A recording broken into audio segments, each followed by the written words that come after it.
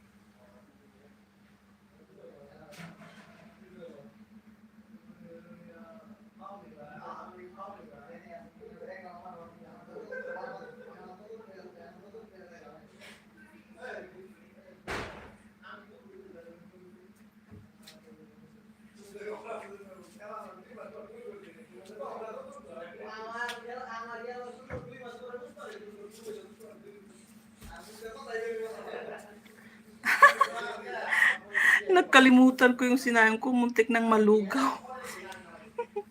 Nawala sa isip, may sinaing pala ako.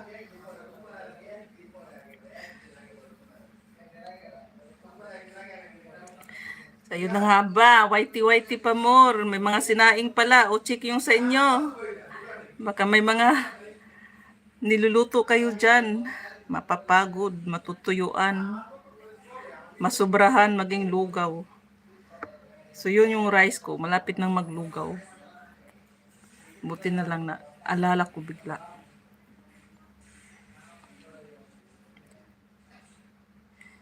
Sunog na sinaing. Hindi sunog, Marikoy, lugaw. Nalugaw. Ang lambot-lambot. Buti na lang ako ang kakain. Buti na lang konti lang yung nilagay ko, mga good for 2 person lang. Kasi for lunch lang naman. Tapos mag-cook ulit ako pang dinner.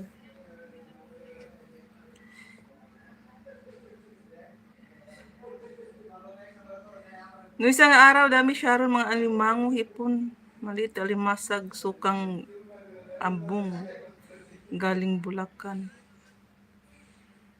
Kati sis, hello. Ah, sarap yung sis Marie Chris, ah. Dami yung mga ganun, alimango. Ano yung suka na paumbong? Suka na galing sa ano? Niyog? Yun ba yung paumbong? Hindi kami nagluluto dito. O ano, sis, order lang kayo dyan. Yung kape ko malamig na. Ads. Alas 2 na, umuusad oras ko na hindi umuusad. Ako na lang hindi umuusad. Namanhikan kami. Pinadalhan kayo sis Marie Chris doon sa ano yun? Pinapanhikan yun. Nablangko man ako bigla kung ano yung sasabihin ko. Kanina pa ako pwesto. O ano, minute na ba yung wait po mo dyan? Tamang-tama yung akin, init na nakadalawang buwan na ako. Alright guys. Siyempre mag-shout out tayo. Galing sa host, yung suka, sikat sa Bulacan. Galing Sasa? Ano ba yung Sasa, sis Marie Chris? Galing Sasa. Yung suka, sikat sa Bulacan.